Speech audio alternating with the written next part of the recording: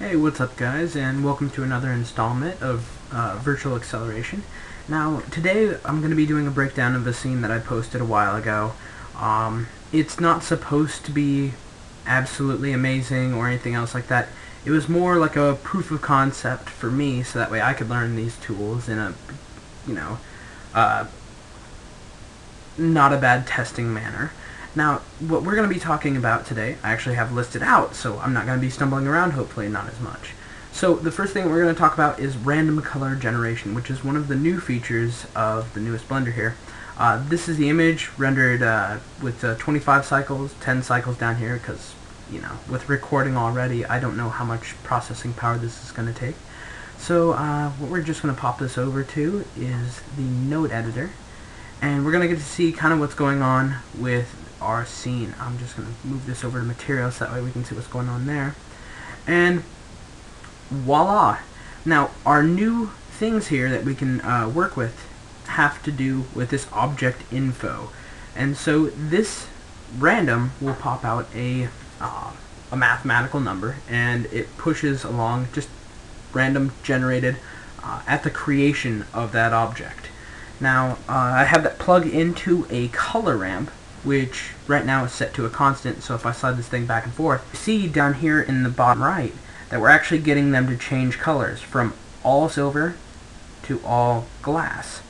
And it's saying pretty much anything that's on this black side is gonna be glossy, but partially glossy due to the way that my nose is set up. But that's gonna be transparent, and the other side is gonna be shiny. And it just works out like that pretty well. And so what that'll do, it goes out to factor, where it pumps back into these shaders. So if it's too much one way, then it goes to this shader, goes to the other side, so on and so forth. And so actually if we go down here, and I select this one, and I Shift D, what you're going to see is that this one is glassy, the next one is glassy. Oh, come on, don't prove me wrong now. Your face. Try and do it. There we go. The numbers aren't that different from each other in this case here. I'm just gonna keep poofing my. Oh, there's a silver. Haha. Yeah.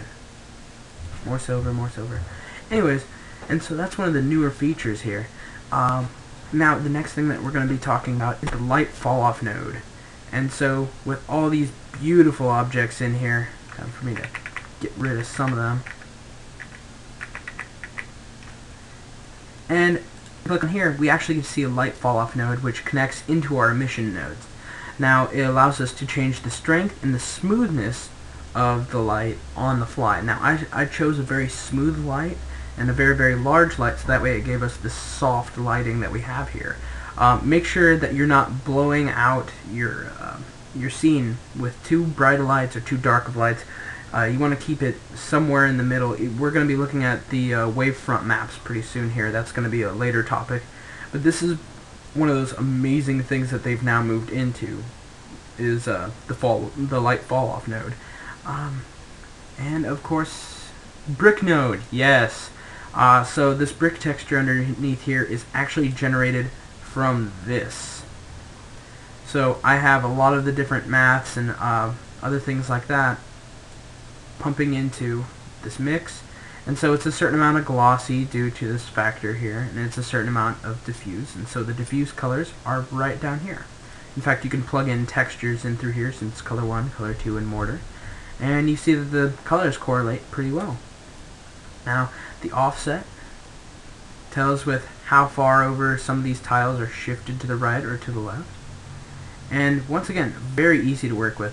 Frequency, how many times that brick pops up within a certain within a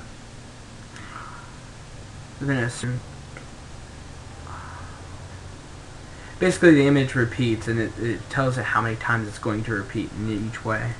And so by changing the frequency of here, we can also do squashing, which makes these other bricks here a little bit longer or a little bit shorter. We have the scale of it all, so we can make the tiles really, really big and make everything seem small, or whatever works. Mortar size, it's how big the mortar is, obviously. We can make it look like it's more like bathroom tile right here, I guess. And so that's one of the really nice features. And in fact, one of the things I did was I pumped the factor into the displacement.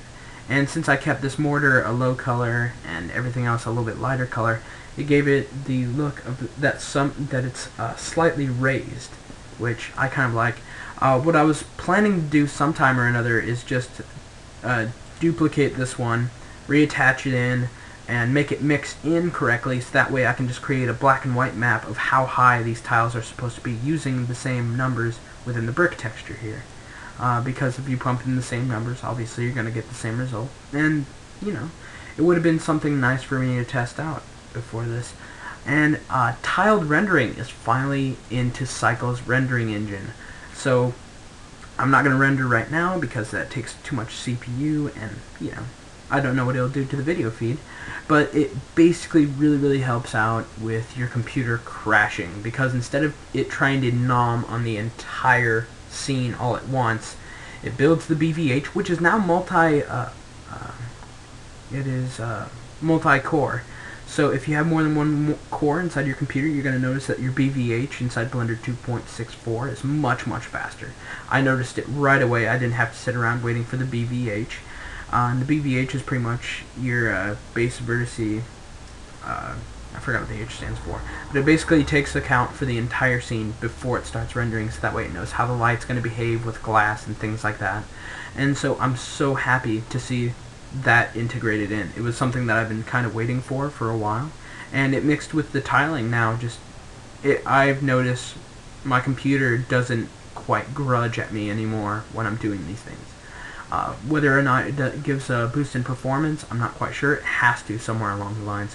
Now, the next thing that I want to talk about in this scene is camera effects. Now, this one has been around forever, but I feel like it's completely underused, and that has to do with the aperture. And so if we go over here, and we go to depth of field, you'll notice that I don't have it set on any focused object, but that's because I used limits. And so if I'm able to go here, let's see real quick. Now, where is it at? Oh yeah, distance instead. And if you click on limits, it'll show you how far your camera can see and all that. But you're going to see this little crosshair here. And that is where your depth of field will be focused on. And I would much rather use this than any object. Unless you're going to have it tracking to an empty anyways, your camera tracking to an empty. So that way the empty will move around and you have to focus less about how the camera's going to be pointing. Subtle tip there, pro tip. And so by setting up this distance, we can make it farther or closer to where it is. And then you can just change your aperture size, which the higher it goes, the more it's going to focus on that one spot. And things on the outside you're going to be noticing here. Well, at least I can notice because, you know, the quality's high enough on my computer that I can see it's starting to fog out the things in the outer corners. And it definitely, when you're trying to focus on something within a scene, it helps big time. Now, aperture size, that obviously tells it how big the aperture is going to get on the camera, and so the outer parts are going to be, you know, more blurred and whatnot.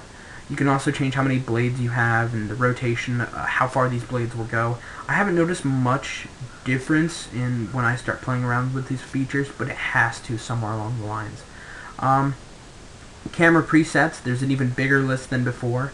Most of the time I go with like the Nikon, where is it? There it is. The Nikon D3100. It just seems like a really good camera. It's your stereotypical, just the way that it kind of looks. Pretty. So let's finally get over to compositing, which is where Blender 2.64 has probably seen the most changes. So if we go over to our compositing, this is all I set up for our scene. And with it, we see a lot of the new features here for just lighting changes and whatnot. And so if we just move this over to a UV image editor, open up render result, and I might as well have this one. You know what? Might as well just go over to compositing. Forget it. And what we see here is that there's some things really nice here for organization. First thing I want to pop out is it's called a remote. And now this remote right here is kind of like a reroute for all this. And so if you needed to move around something or connect through, like, along the lines here, I can actually click on this, I can press G and it'll grab it, and it's really good for organization. I saw it right away and I'm like, hey, perfect place, because I have this going along the top and I had this cable that was going behind all this stuff. And when you're trying to keep everything clear, it's a big deal. It really is. Now, the first thing here is the color correction node. It's so touchy. That's the only thing that I have to say about it. But if you're going to be doing extreme color correction, it really, really, really does make a difference. The first thing I'm going to do here is, well, while we're talking about the remote here and organization and whatnot, we can go over to the switch, and by turning it on and off, it'll change between going through this one, which is the on phase, which it's on right now, and when I click switch, it's going to show what happened when it goes on this top road here. And this is actually, the switch is actually controllable through IPO, so all you have to do, like with anything else with the IPO controllers, hint hint Shane, listen, you just put your mouse over the top of it and press I, and now it's been keyframed. So if I go to another frame and turn it off, then it's going to change that to off, and vice versa. So let's see what it looks like after I did the touch-ups here.